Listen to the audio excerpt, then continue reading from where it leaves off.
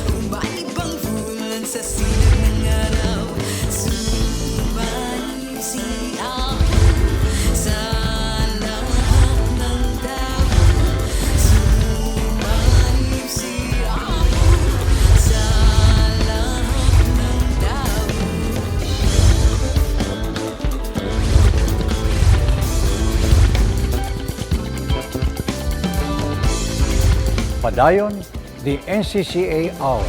Sulong na!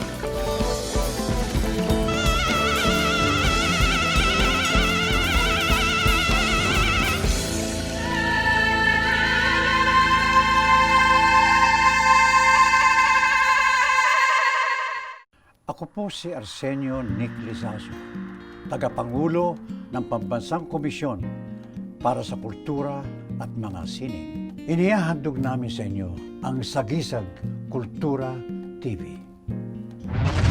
Kilalanin ng mga dakilang Filipinong nagsisilbing inspirasyon sa larangan ng kultura at mga sining, antabayanan ng mga kaganapang pangkultura saan man bahagi ng bansa. Sama-sama natin hanapin ang mga bukal na pinagmumulan ng karangalan, lakas at ganda ng lahing kayumanggi. Hangaan at palakpakan ang kahusayan ng mga artistang Filipino. Tara na't maglakbay sa bawat sulok ng bansa upang tuklasin ang iba't ibang Filipinong karanasan at mayamang kalinangan ng ating bayan. Dito lang sa Sagisag Kultura TV.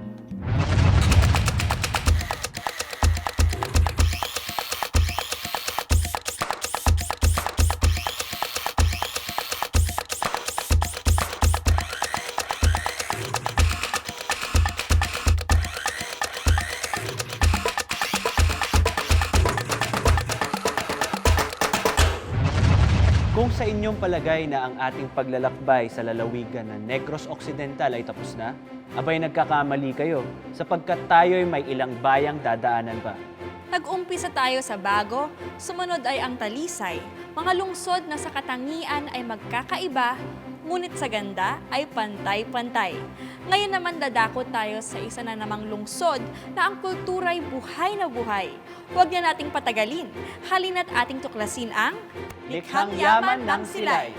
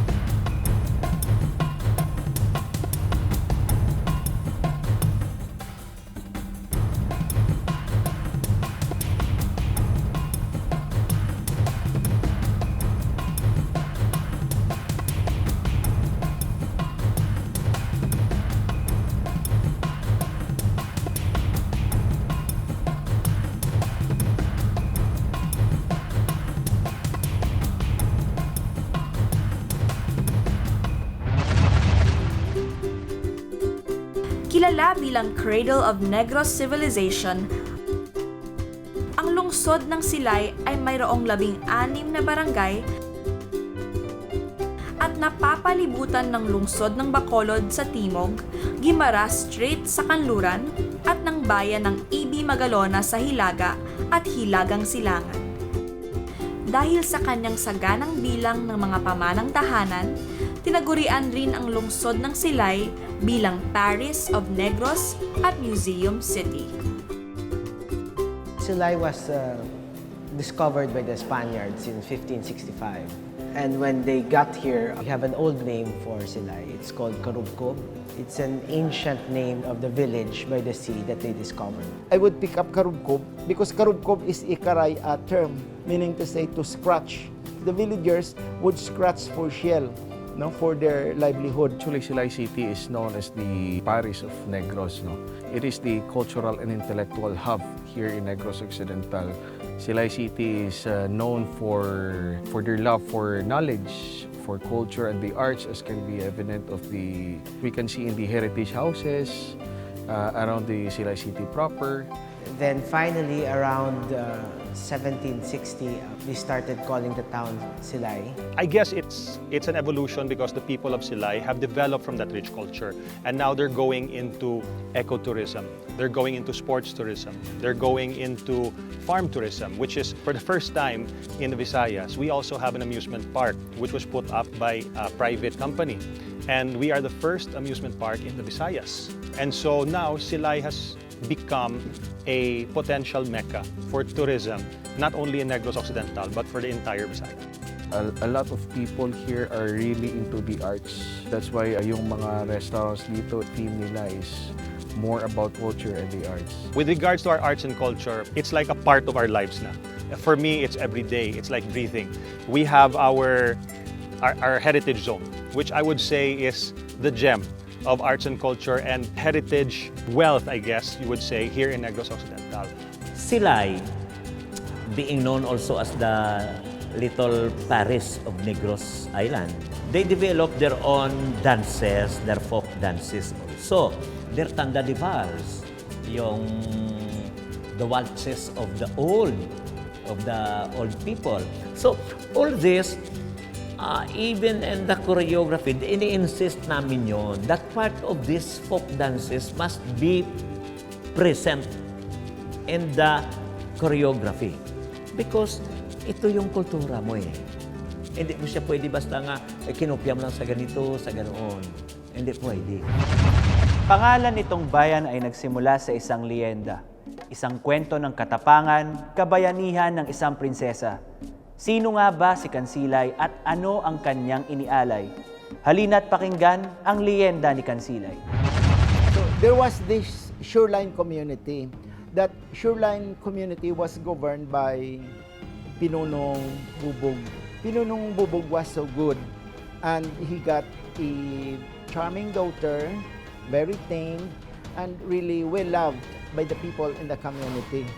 And this daughter had a lover. Nung pangalan ng kanyang lover ay si Lawaan. They're scheduled to be married, no? In the next or in the coming full moons. Lawaan, after saying goodbye to Kansilay, gathered all the young men of the village to go out to hunt for food. So one day, there came a group of bandits headed by Lunok. They looted the village, what they can get from the village. They raped the women and they burned the houses. So Pinunong Bubog got no choice but to gather the old men and then, well, we have to fight because this is our village. We have to defend our village. So there came the skirmish, no? The bandits versus Pinunong Bubog and the old men. Pinunong Bubog was seriously wounded. As a matter of fact, he died. And then Kansilay had no choice. No, she went to the Fairy of the Flowers and then she said, "Fairy, you have to help me." And then the fairy said, "Well, I do not interfere with the activities of the humans, but I am giving you a sword, but this is not a magic sword. You can defend yourself." So there was a fight between Kansilay and Lunok, the head of the bandit. Silay was seriously wounded. Lawaan and his men arrived, and there was a furious skirmish between the two groups. Well, the group of Lunok was defeated, and they scampered, but Silay was there. Silay died. So he brought her lover to a certain elevated portion of the village, and then she was buried. And then one day, they discovered that in the mound of Silay, there grew a plant. They watched the plant growing, and then it became a tree. And later, it was bearing flowers, purple, pink. So they called the tree Silay to honor the princess. Isang lokal na leyendang nagsimula noong unang panahon. Kwento'y nagpapatuloy hanggang sa ngayon. Leyenda ni Silay nananatiling buhay, Hugyaw Silay Festival. Sa kultura nitong bayay, nagdaragdag kulay. Silayan Festival is a legendary, is a mythical festival. Silay, a tree with beautiful flower. Nag-ano yon, nag-merge yung mythical, nature, yun, ang ganda. May kaibahan na naman siya. Silay Festival. Now, what is this Silay Festival all about? Well, it has some moral issues. Now, number one, the leadership of women. Women empowerment. In here, in Silay Festival, we put women in the pedestal. And then Silay is also a symbol of unity. Because Silay is, during his time, she was able to unite the community, to defend the community. That is why this Silay thing could be linked with the 5 de Noviembre revolution here in Negros. And our leaders now would want to believe that Silay can still be united even in politics. No? That if you want your city, your town to move forward, onward, and upward, the people should be united. So we always remember Silay. Lungsod ng Silay tila isang malaking museo. Kulang ang isang araw upang bawat sulok ay malibot. Mga istruktura, simbahan, gusalit, di mabilang ng mga bahay, bawat isa'y may ambag na halaga sa kabuuang kultura ng Silay.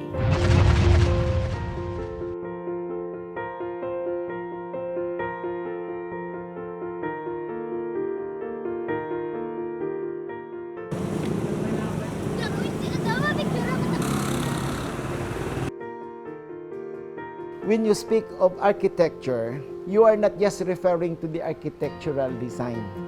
You are referring to the architecture of the city. I always believe that Silay is a museum city because of the heritage houses that we have here.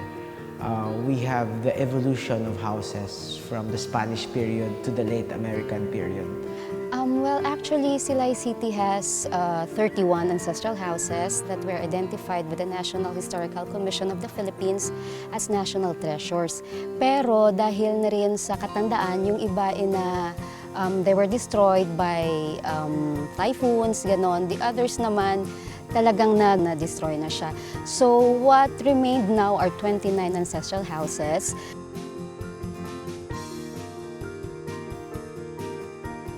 Tatlo dito yung aming museums, which are Balay Negrense or the Victor Gaston Ancestral House.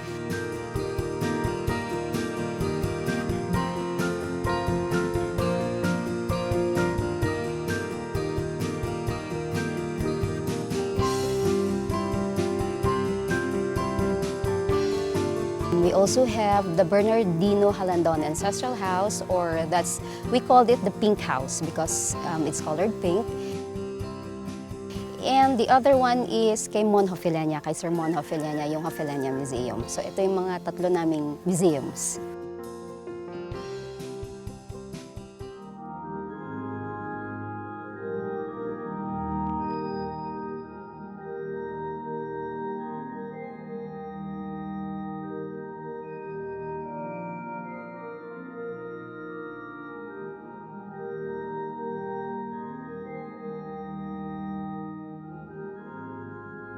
In 1920, Jose Pepe Ledesma said, "We are a progressive town. But then our church is too small, and we have to consider that Silay City is Katoliko Cerrado. No? In those days, no other religions were here except Roman Catholic. So Jose Pepe Ledesma said, okay, let's make a very good church, big church, no? In a form of a Byzantine cross. And this should be patterned after the Basilica of St. Peter in Rome. And then we will have the best architect to do it for us, Lucio Bernasconi, an Italian architect. The church was finished in 1925. Beautiful, modern but beautiful, with San Diego de Alcala as the patron saint.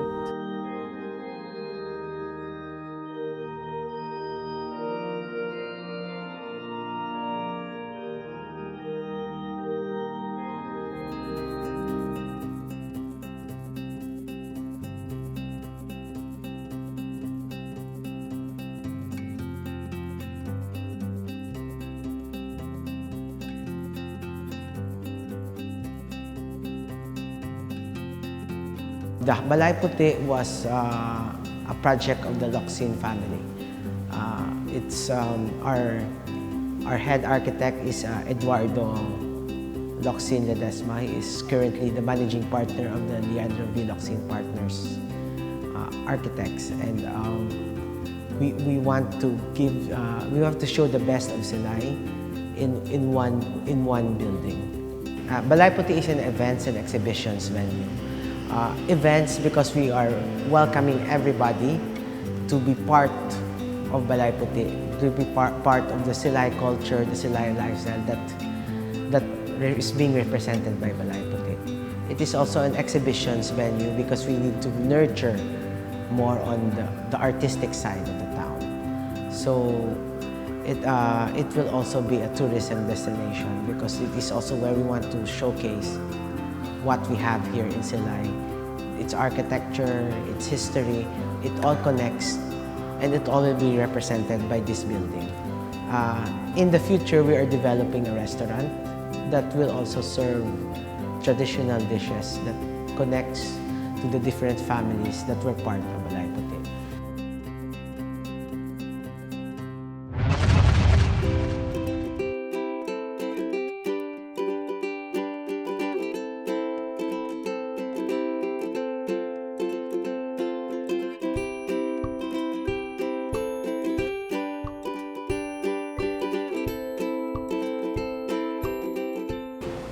This was built by my grandfather in 1906, finished in 1906. He must have built it several years before. Well, the style of the house is that of a bahay kubo for a very high roof. And that's about it. I suppose he had an architect here before, and maybe this was built earlier than the other houses around. What we had original was the house, but there were so many wonderful people. Like today, I found out that wonderfully beautiful bed there was donated to us by a family here in Silay. Most of these were donated.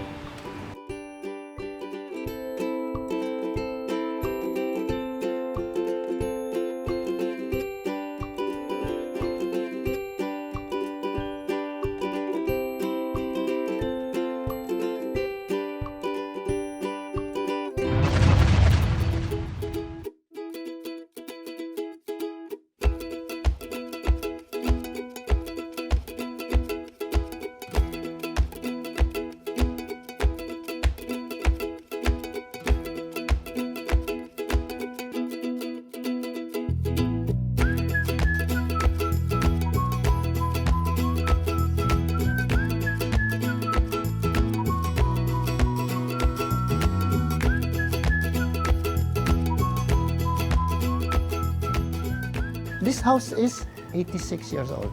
I opened the house, and then there was a good response. Every month, I would lecture in our civic center about arts, culture, tourism, conservation. It was all standing room because it was free. This was opened in 1962 as a museum.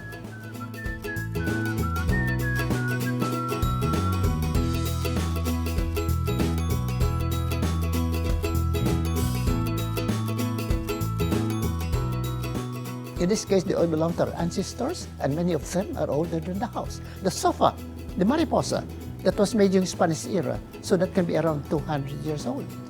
And the two big chairs over here are what you call Chilean fraile or friar's chairs, because they were used by the priests during Spanish era, and they were made in Bohol for their old, I think, their first church. And I was able to get a pair. I brought you here because this wood here, all the brown wood, including the ones on top of the white wall, are all hand-carved. And this wood is so hard that even termite cannot eat it. And these are all national artists of the Philippines. This by Arturo Luz, H.R. Ocampo, Ang Kyokok, one of my favorites, Vicente Manansala, all of this. Remember, the Reader's Digest had art experts. They asked me to send them slides of the works of top Filipino artists. So I sent them slides of all the national artists, including one by Bert Itsunava and this one. Now, if you can remember, in that framed digest, there were only 6 paintings printed. One by Bert was included, this was included. In fact, this was printed twice. Now, all these frames, including the 3 facing us, were done by one artist here in Silay who died unknown. His name was Conrado Judith. He died of poverty. And this house has many touches of Spanish architecture, French architecture, and American architecture, because that was a time when we were still, you know, involved with so many things.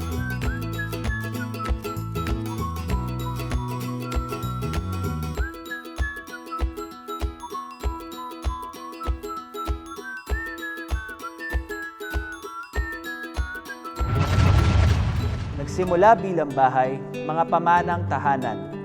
Sa kasalukuyan, mayroon ng panibagong kapakinabangan. 3 balay na ating pupuntahan. Tuluyan at sikat na mga kainan. Ika'y kani-kanilang bubusugin sa silaynong karanasan.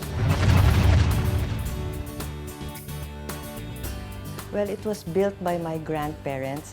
I called it A. Gamboa because their names start with letter A. Aguinaldo Severino Gamboa, my grandfather, and my grandmother, Alicia Lucero Gamboa. And this house was built in the late 30s, so around 1939. It's basically more of the American influence already. So the ground floor is also high so that the air can pass through, and it also serves as the warehouse, the helps room. During the American period, this became the home of the 5th Infantry Division. My dad was told by my grandfather to dress up because General MacArthur was coming.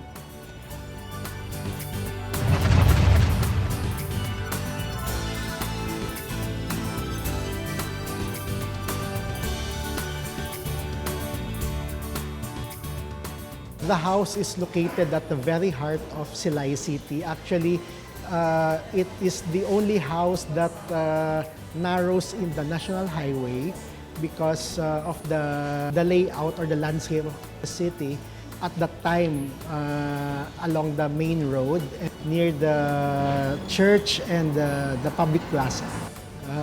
The Cesar Lacson Locsin ancestral house is around 100 years old already. It was not the original house owned by Cesar, but it was acquired as a second-hand house. It was around 20 years old during the time. My great-grandfather, Cesar Lacson Locsin, is more of the business-minded kind of person. He was the business side of El Ideal. He teamed up with his sister, Julianita, who made the recipes, and then it was my great-grandfather who did the marketing side and the operational side of the bakery. Aside from that, he was also a sugar broker at the time. National artist Leandro Locsin is from Silay. He grew up here. During his professional years, would come back to Silay and visit relatives.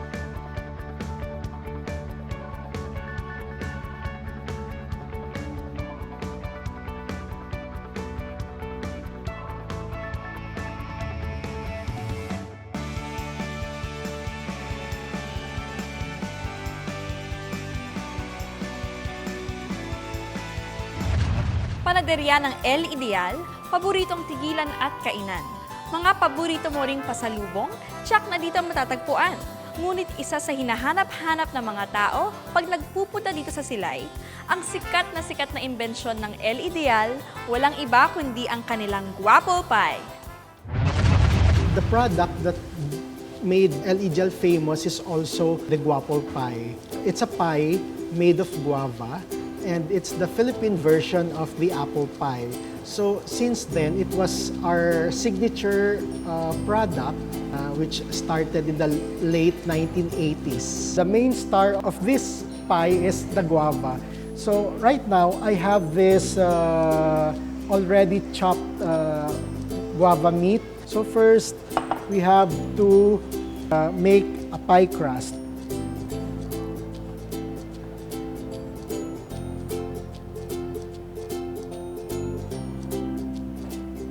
And then we have to do the filling.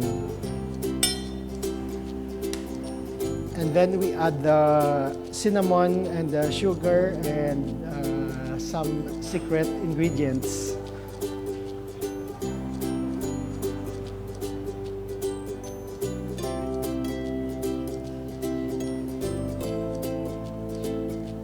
We have to spread the guava filling into the pie crust evenly.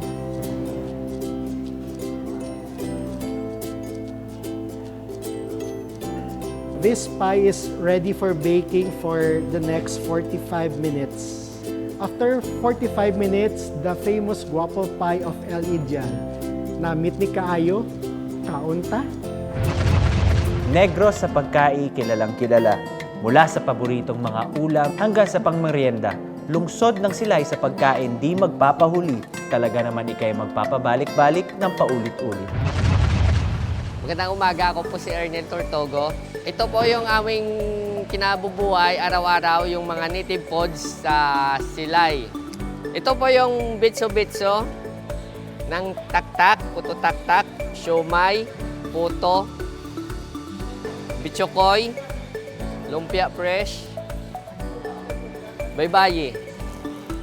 Ito po yung nakakanin nito ay minana pa sa aming mga ninuno at parang binigay at salin-salin lang sa amin at ito yung binabalik-balikan ng mga turista sa aming lungsod. Nang sinabi namin na ang mga Silay noon ay mahilig sa pagkain, kami hindi nagbibiro. 2 selebrasyong ito sa inyo'y magpapatotoo. Sadyang pagkain bahagi ng bawat pagdiriwang. Ngunit dito sa Silay, pagkain mayroong sariling fiesta. With regards to our food, of course, we always say that Silay has one of the best foods in Negros Occidental, and Negros Occidental is one of the best foods in the entire Philippines. That's our claim to fame. And of course, the delicacies of Silay are mostly our sweet. Kaunta Festival is basically the delicacy makers gather lahat ng mga restaurant owners to showcase their food. And during the Adobo Festival, we hold a competition to encourage young students to create something new with the standard recipe of adobo. Dito sa Silay may iba't ibang anyo ang turismo. Mga pasyalang mayroon ng Silay. Di lamang sa bayan limitado, pagsasaka ng pagkaing organiko sa buong lalawigan na uuso. Mga bukiring dating nahihimbing, ngayon pinupuntahan na rin at tinarayo.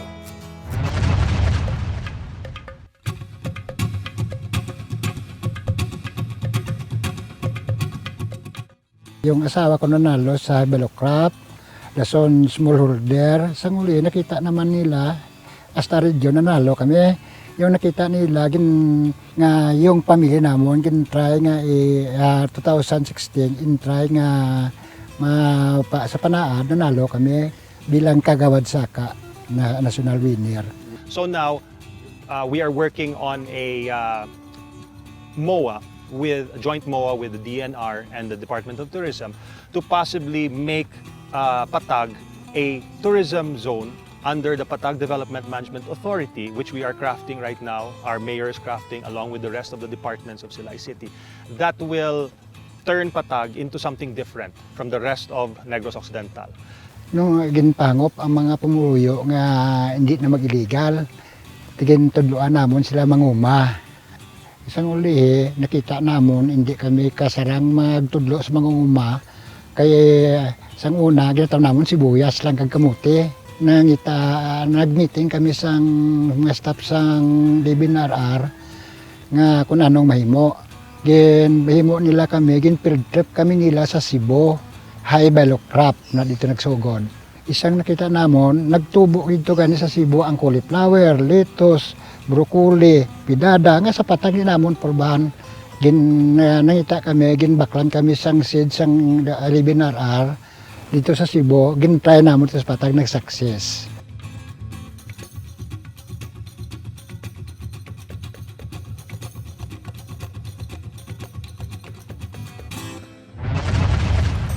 Hindi nalalayo sa mga organikong bukirin, sila'y mayroon ding handog na makabuntong hiningang tanawin. Kalikasan, kasaysayan, soreta'y mayroon nito. Kung sila'y pupuntahan, dapat kasama ito sa plano.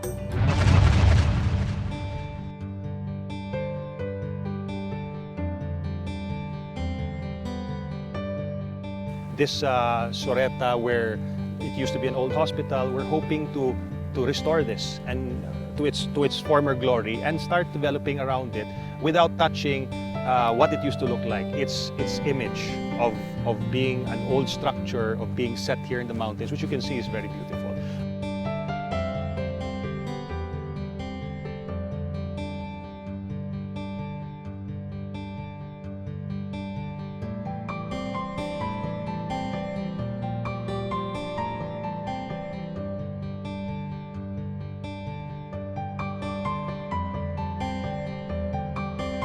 Soreta, Silay Outdoor Recreation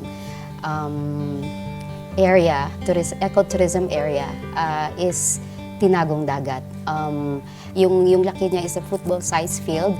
It's moss covered, and pag mainit raw, it's filled with water. Yung parang yung mystery niya summer filled siya ng water, pero pag rainy season naman, yung water level niya it's dropping. Crater siya ng dead volcano. Sining ay malaking bahagi rin sa buhay ng mga Silaynon. Mga programang nagpapalawig at nagpapaunlad sa mga sining. Sila ay mayroon pelikula, musika at iba pang mga larangan. Sining ang nagpapatibay sa kaluluwa ng Silaynong pamayanan. The Sinica Hirop is the Silay City Film Festival. It ran for 3 years, and the program is for Silay's young filmmakers to harness their craft.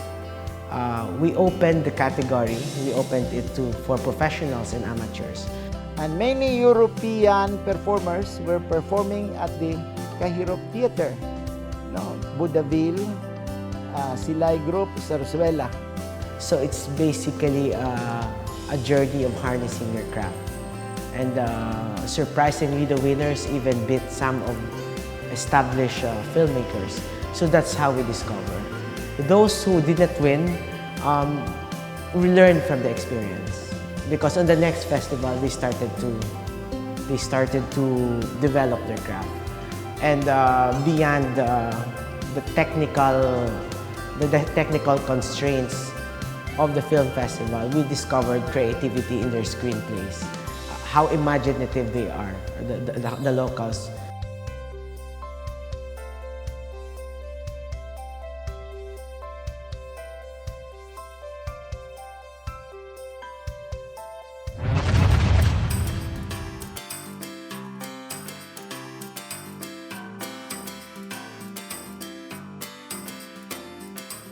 Yung SPA, Special Program in the Arts, ito po ay isang programa ng DepEd at ito ay ginawa namin dito sa Doña Montserrat para yung mga local artists namin, yung mga bata na magiging artist in the future, yun ang kinikater namin. Na-implement namin ito dito sa school noong 2008 dahil na rin sa gusto ng DepEd na yung mga schools meron din. At ang special program in the arts ng school, bali merong 5 discipline, no? So ito yung visual, may theater kami, meron kami music, dance, and creative writing, and we have also media arts. So makikita mo yung mga bata, they are very excited to enroll in the program. Yung theater arts dito sa Doña Montserrat, SPA, usually nag-start siya noong 2008. Ang itinuturo dito na theater dito sa Montserrat is based rin sa Basic Integrated Theater Art Workshop na tinatawag na BITAW, na from Cultural Center. So yung theater dito sa Montserrat is minumulat lang namin na kasi yung Silay is well known for sarsuela. So minumulat lang sila ng culture kung ano yung ginagawa noon. Minumulat din sila kung anong nangyayari dito in present through the production play. We give them the introduction to arts kasi kailangan we have to develop their interest, especially yung why painting, why ganyan. So I tell them na it is very important because we do records, the history, ganito, whatever happens now, may mga freehand drawings, tapos is importante sa akin yung kailangan yung colors. Actually, the Doña Montserrat special program in the arts, dance major, we usually offer the all genres of dances, but most likely we focus more on classical ballet, Philippine folk dances, modern contemporary. We usually do hip hop and all the genres that the trend of today. So we have choral, we have composition making, original composition, and we have instrumental. So we get a soloist from grade 7, 8, 9, and 10. We train them kasi may mga contest din sa Kundiman. And then we follow the sequence, the guide of NCCA. Actually, what I more invest on is that the local government and the SPA or the institution, the Doña Montserrat, will help one another in shaping the future of our students here. Like for example, we need the more space for us to cater more students and performers as well. And at the same time, if the school and the local government is open for what we call doors to our less fortunate student who really wants to learn and to be exposed and to explore more, not only in one genre but in the whole genres. We ourselves, we give movement, at saka sila rin. Kasi music has movement. Music is alive. Music is alive and music should be enjoyed. Ang daming benepisyo. Alam mo kasi yung mga programa natin dito sa schools, kung mayroon tayong mga, like for example, mayroon tayong mga Christmas party, mayroon tayong lahat ng mga programa ng schools, yung mga bata natin, ini-invite nila to perform. In that way, yung mga bata na-i-expose. So, since na-i-expose yung mga bata, yung self-confidence sila na-develop. At saka yung mga bata natin, ini-invite mag-perform sa city, sa mga programa nila. Ano naman nila ang kasugtanan? Pilo ko palusot naman nila mo? Hindi ni palusot Pilo ko maluyagan ni pero sa pagkalusot isa. Ano naman nilang may luyagan ko, be? Amon mo. Kung sino ang una magambal o kung magwaangon ko, miski magiyo, siyang pirte.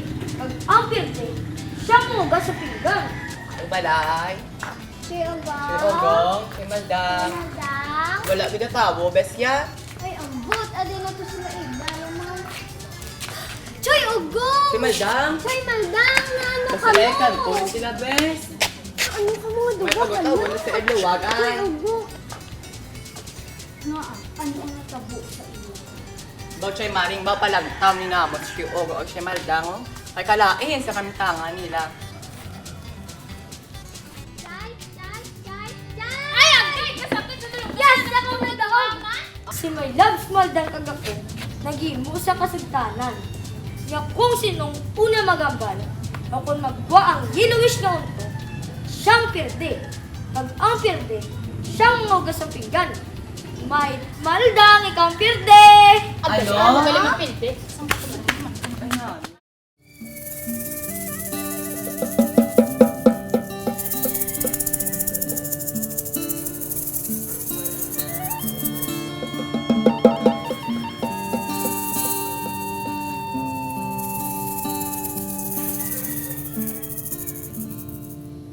Sa isla singing kabisay, buglas anay iniyang hinimulan. Siling sa matun mga katigulang, naglunta liming anay kasaysayan.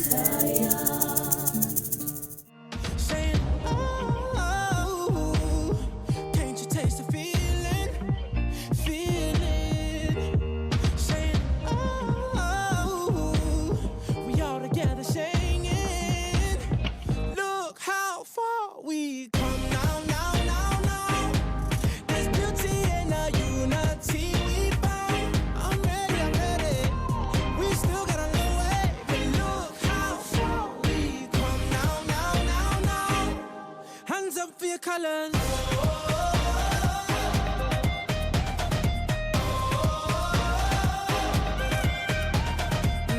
Ready the people, a new day has just begun, and I wear my colors on my back.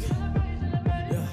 We created equal, one race and that's human. Can't wait till they all see that.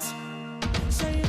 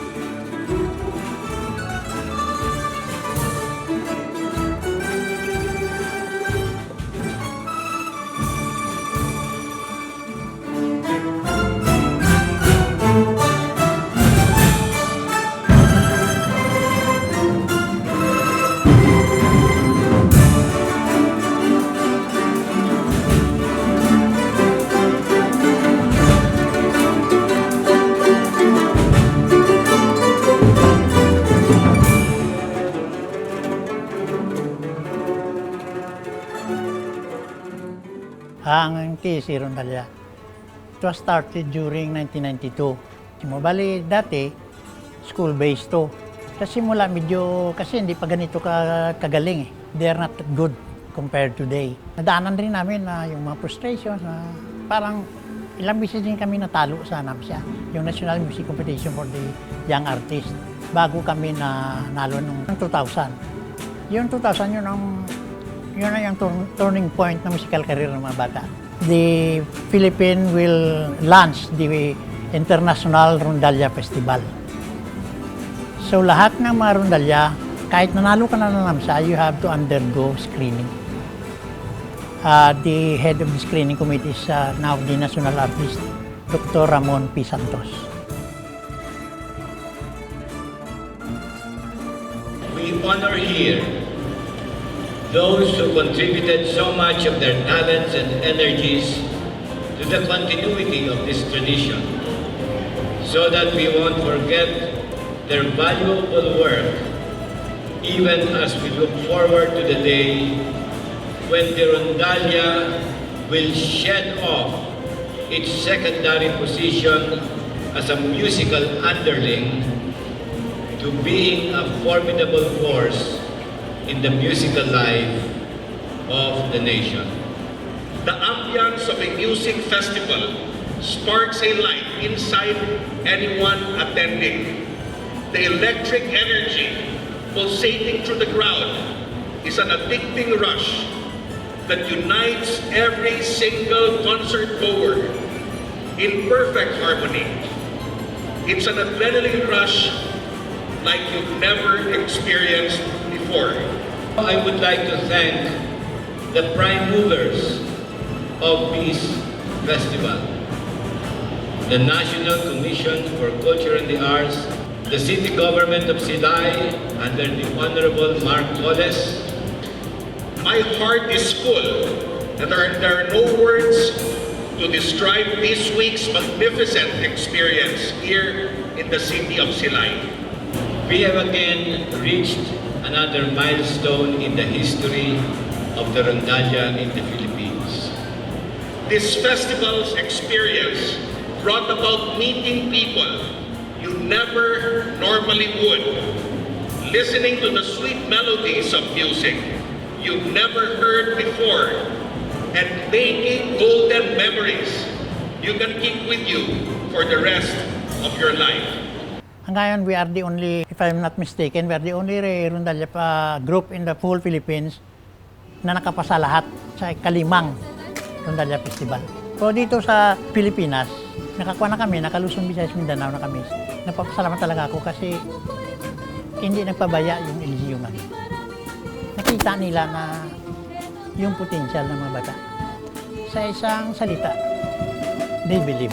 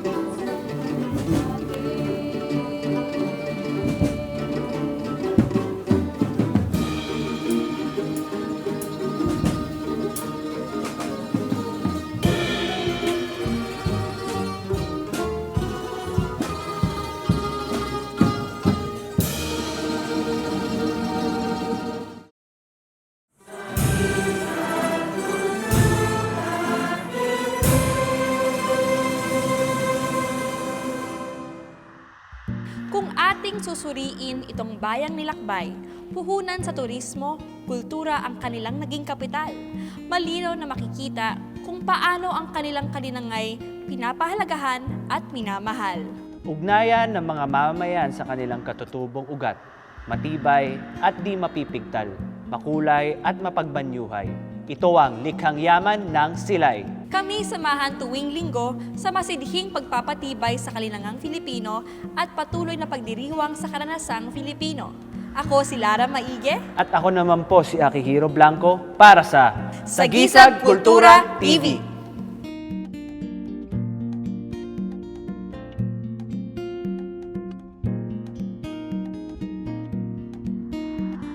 Ako ay Pilipino, lahing matapang, lahing matalino, nalakbay ko ng mundo. Walang unos o bagyo sa aking gugupo, lahi ng matatag. Ako ay Pilipino. Ako ay Pilipino. Ako'y makadiyos. Ako ay Pilipino. Ako'y makatao, saan man makarating, sino mang makapiling. Aangat ang galing habang buhay, Filipino. Filipino. Filipino.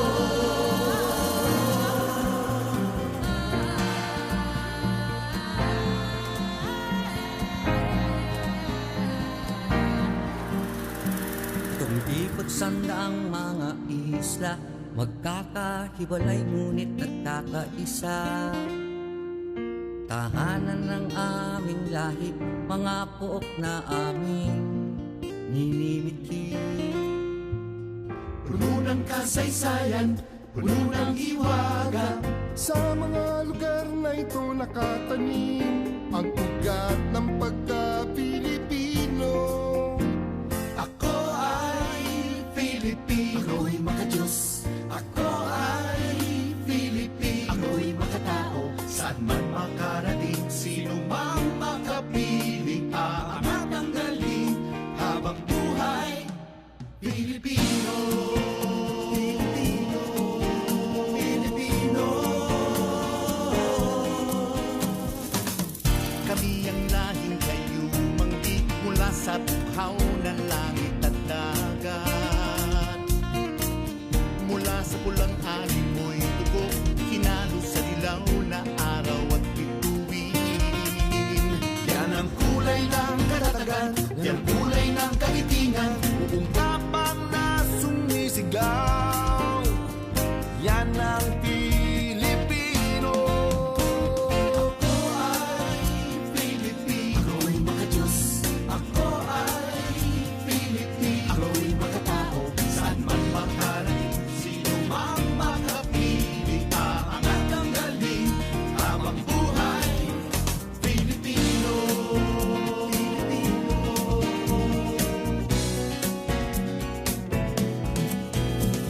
Sabay dala ng pagkakataon o sadyang pinuot naging okasyon.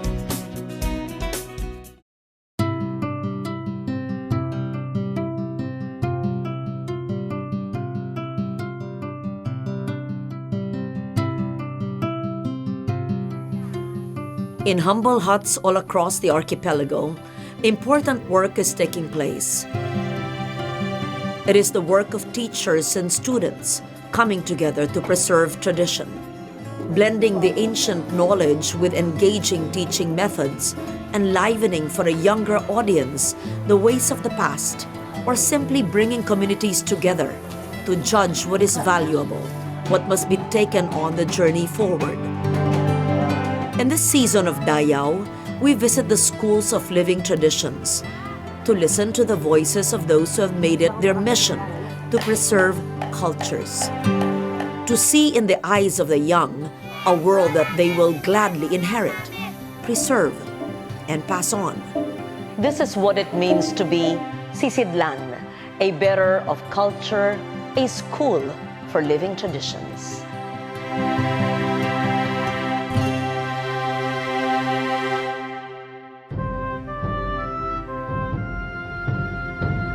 This season, Dayaw returns to a theme that we have explored once before.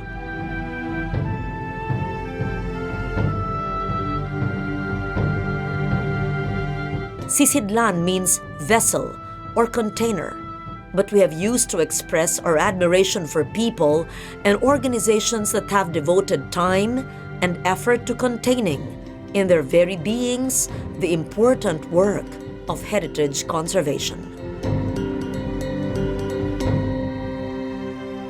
This season, we take you to the far-flung areas into makeshift huts where this important work takes place. You will meet the cultural workers who interact with the indigenous communities, the elders who are the enduring vessels of traditional knowledge, the young members of the community for whom this precious knowledge is both a joy and a burden to bear.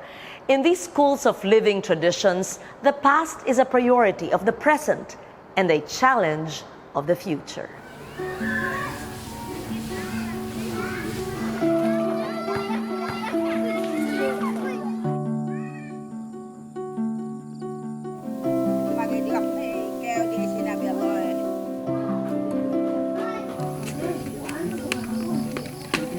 It started in 1995 when I was the head of the Subcommission for Cultural Communities and Traditional Arts. We thought that one of the best ways to protect, to conserve our traditional heritage is by putting up some kind of a school, which we call School for Living Tradition, teaching the ways of the elders, their belief systems, their customs and traditions, their arts, and their rituals. And from then on, we identified more places where there were worthy living traditions. Now we have 21 existing and very viable schools for living traditions all over the country. These are very alive schools for living traditions.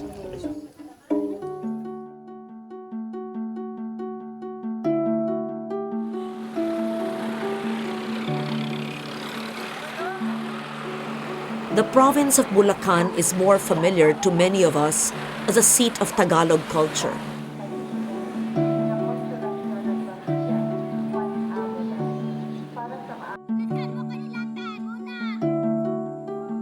But in the foothills of the Sierra Madre Mountain live the Dumagat, an indigenous people whose traditional ways are closer to the animist, forest-dwelling Aita or Agta.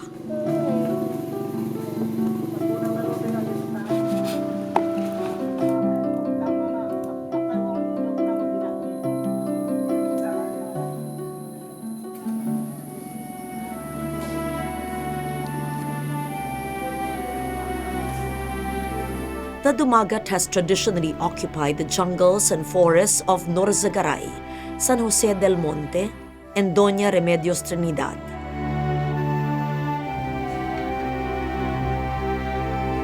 Traditionally, a nomadic forest people, the Dumagat face the same problems that many of our indigenous groups must face: poverty, marginalization, the need for modern education, and yet, much of their knowledge of the forest and the rivers has sustained them and enabled them to survive.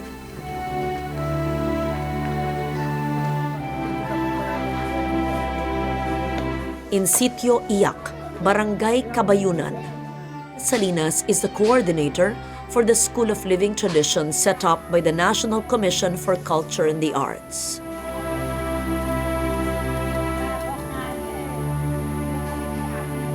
Dangan nga lang po, ang SLT Dumagat ay may sentro po na pipiliin sa lugar po ng buong Dumagat, ng Bulacan.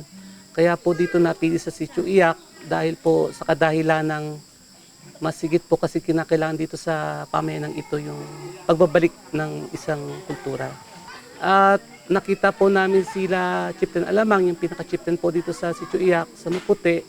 At doon po namin siya nakausap at pati pamunuan niya, nagkaroon ho ng para bang isang aspeto ho ng kamalayan na subukan tong pagkakataon na to, na muli hong maibalik ang pamayanan sa pamamagitan po ng School of Living Tradition. Para ba may tubig? Kasi yung power bank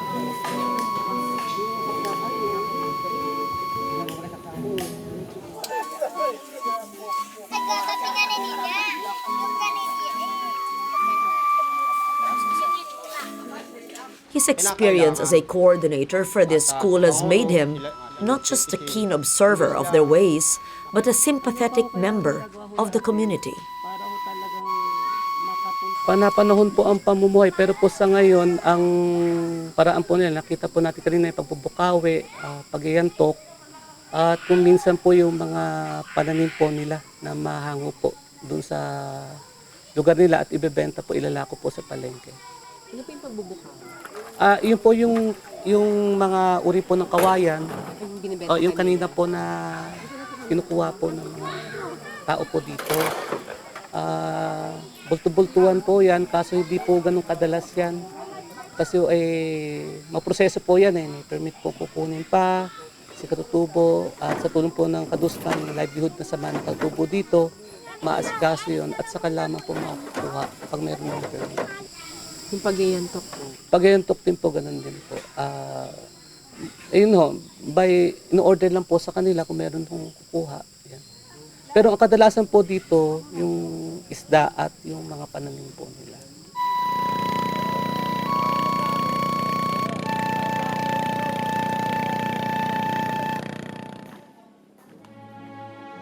The school is fairly new. The work of setting it up may have been an initiative of NCCA, but it is the community that must see to the school's continued development.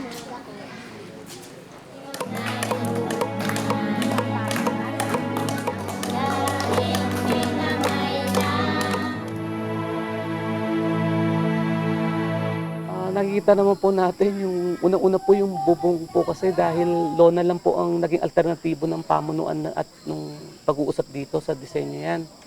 Meron po naman na sapat na pondo na inabigay ang National Commission on Culture and Arts. Dahil nga lang po yung pagpasok po ng materyales dito sa NPC, doon po kami nagkaroon ng hindi gaanong pagkakaintindihan na kaya po na pinabalik naman po sa hardware, may storage fee na ipapato ang hardware.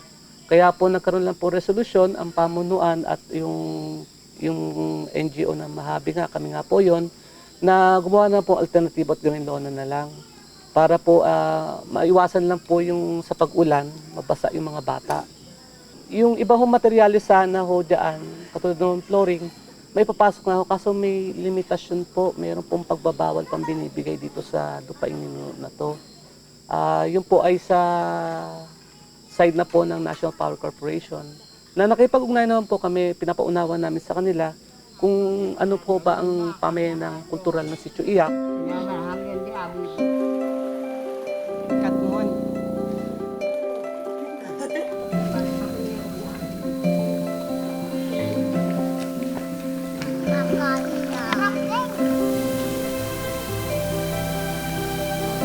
Hard as the work may be in setting up the school, the community continues to try and improve the physical structure. But the School of Living Traditions is much more than just a structure, as we will witness.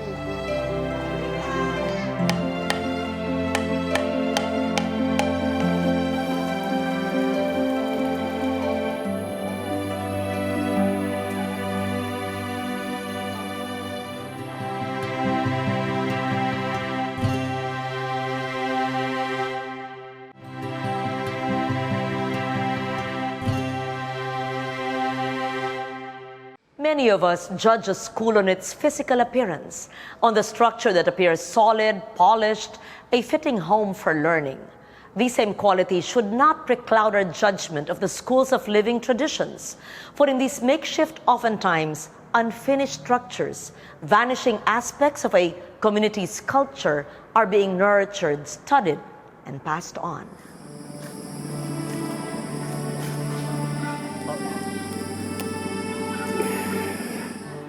From the language of leaves to other deeper aspects of language, music, and dance. These are the subjects that Dumagat youth learn about in the School of Living Traditions.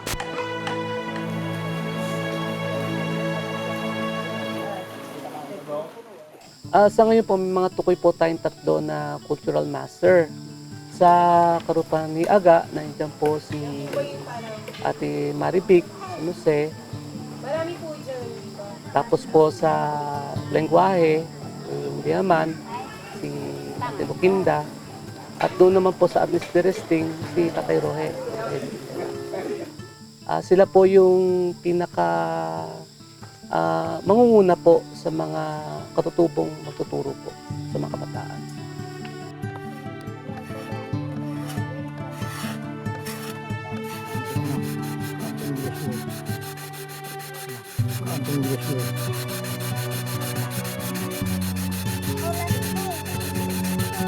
The most basic of these skills, the creation of fire.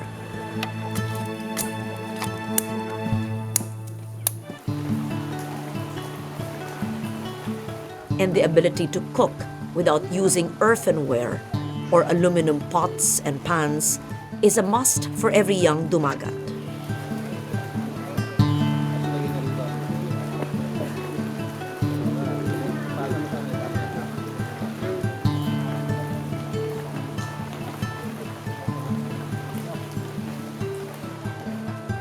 Ito ang kultura natin na hindi natin dapat na malimutan. At titignan din ninyo yung klase nung pagkulo nung iniluluto natin bago nyo itutuwad yung buho. At malalaman naman ninyo yung luto na. Kaya titignan nyo, ay kagaya niyan, ala ng tubig. Itutuwad na ninyo ganyan. Yan, may ininayan diyan. Ito naman, pag ganito mabaga na, para maganda ang pagkakaluto, ayan, ikakalat natin yung baga.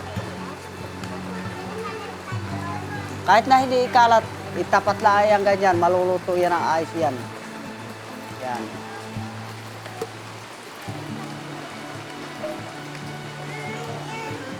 Basta alagaan natin, huwag natin susunugin.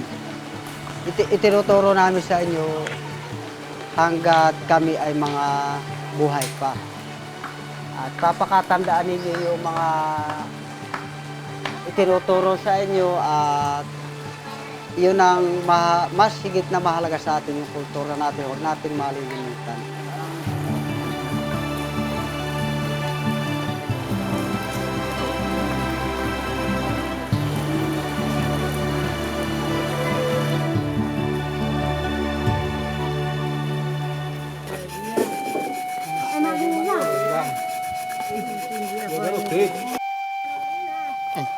From the most basic of survival skills to the most expressive.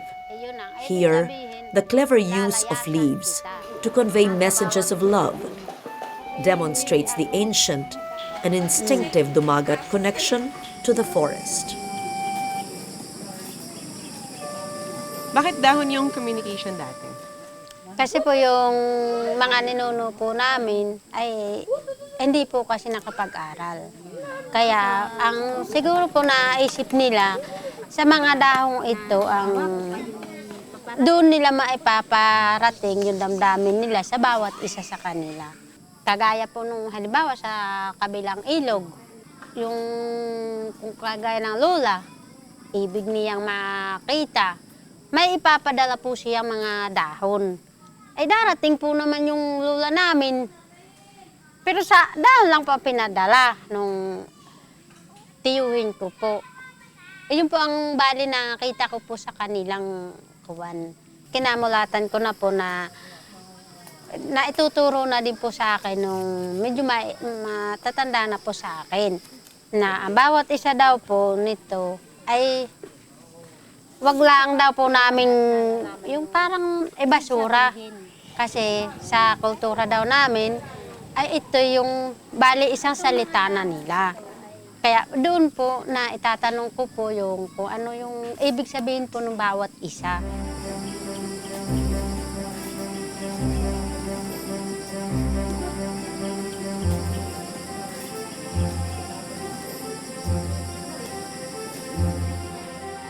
Ito po ay tibig. Ang ibig sabihin po ng tibig ay kuwan po sa tungkol po sa pag-ibig. Ito po naman ay pako. Ang ibig sabihin po naman nito ay pangako. Ang ibig sabihin po naman nitong sa kating ito ay igagapang po niya ang pag-ibig niya.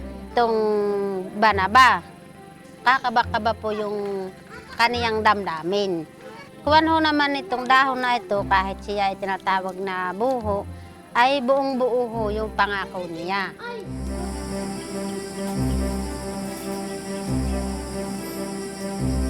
Ang pag-ibig ko sa'yo'y hindi kukupas, ngunit ako'y lalayas dahil hindi ka tapat. Communicating with leaves is just one way that the Dumagat shows their deep connection to the natural world. From the forests and trees also came the bark clothes that they traditionally wore.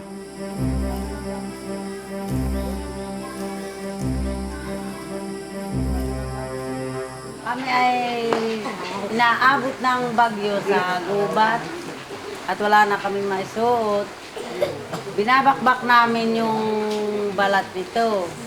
Tapos saka pupukpukin yung sa bato para siya maging kayo. Ano pong tawag sa puno? Aga. Age. Yung age.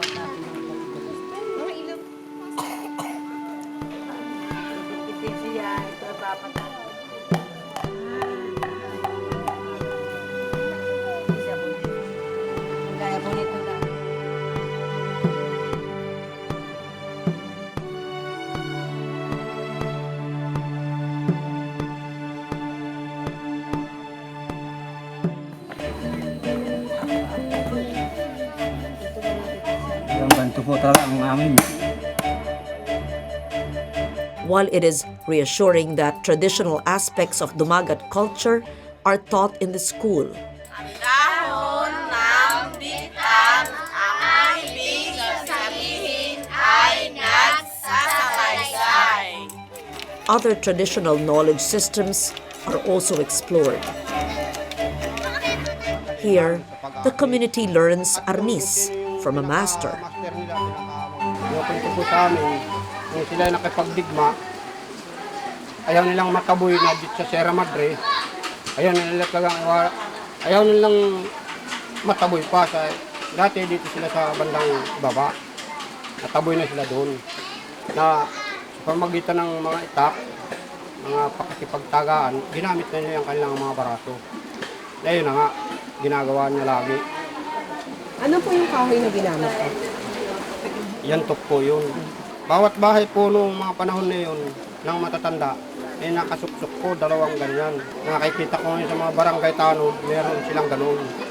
Kaya pala kako yung matatanda namin meron, yung lang pinakatanod nila sa bahay nila. Pagkasalag mo, sabi, tera ka. Pwede. Pwede tabi, birahin ko yun, kakapesang gaya mag-uwi, tapos ang tabuilo mag-uwi niya, yung te. Yan. So, sugeb. Paistirit ka kumara, tinatid na ito mag-uwi. O, sasanggay na ang pambebira mo.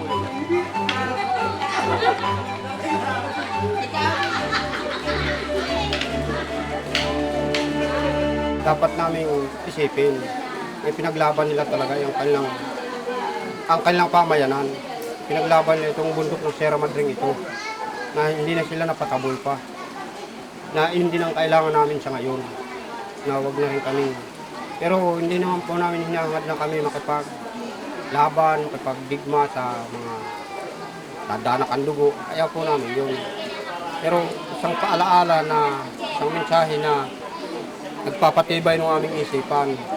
Kung sakali na dumating yung mga ganoong pagkakataon, pwede gamitin din namin yung mga ginamit nila.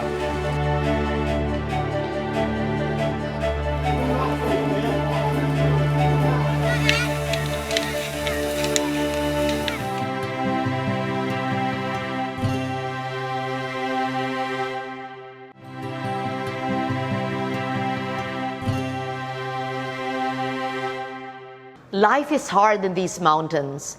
The realities of marginalization and poverty are evident everywhere. What does a school of living traditions guarantee, except for a tenuous and delicate link to a past that is already gone? The Angat Dam project, which once promised a better and more inclusive future for the Dumagats, has sadly not lived up to its promise.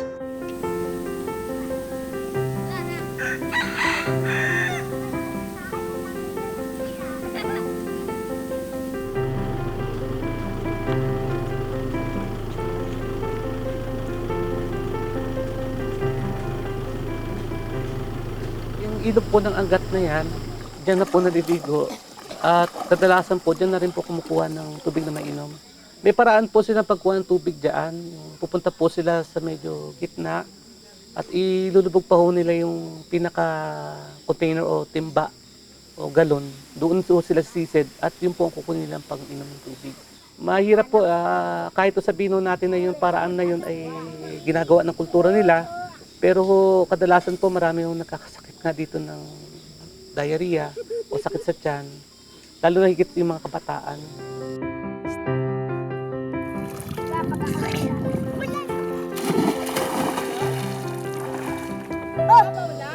Wala akong mapagkunan kundi doon lang ho sa ilog na yan. Simula po nang mapunta dito yung Angat Dam, meron naman silang magandang hangarin at simulain na naibigay ang pangako sa matatandang Dumagat po dito. Dahil nga lang po yung mga pangako at usapin na yun, wala pong naibigay o naisulat patungkol po sa papel o dokumento. Kaya po pagkalipas po ng mga panahon na yun, nabaliwala po yung mga pangako na yun.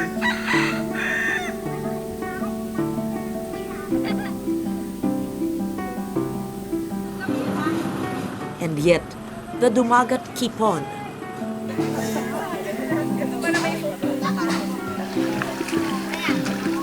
It is truly their culture and their ties to the environment that keep the holy defiantly Dumagat.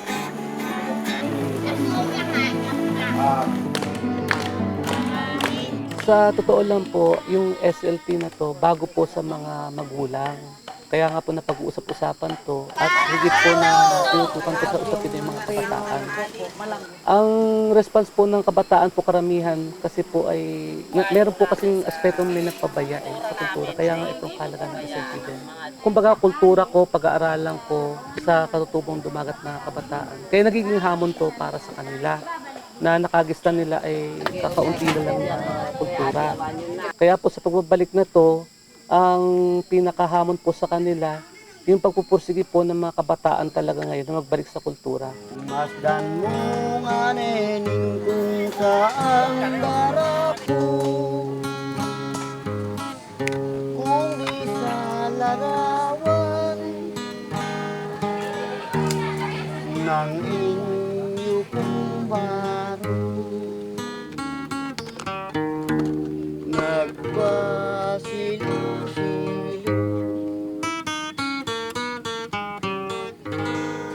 And therefore, we really try to protect more those traditions that were in danger of extinction or vanishing traditions. That's what we prioritize.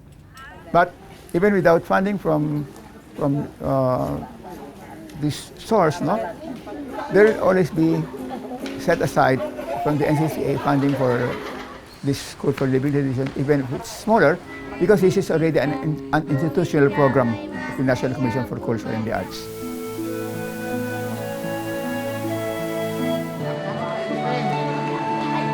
Of what use is a School of Living Traditions in the face of so much neglect? I'm sure that you're asking that question right now. But another question begs to be asked.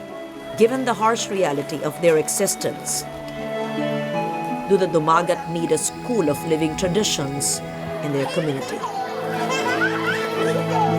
The answer, I would think, is yes. Yes, because it keeps their spirit alive. Yes, because it allows ties to a world and a culture that has been far more caring and nurturing than ours has.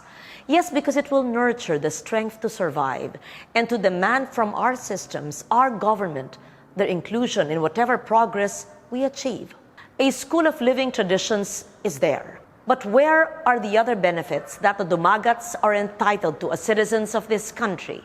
Only when we have successfully provided them an answer to these burning questions can we claim that we too have done our share in protecting Dayaw, our knowledge, our pride.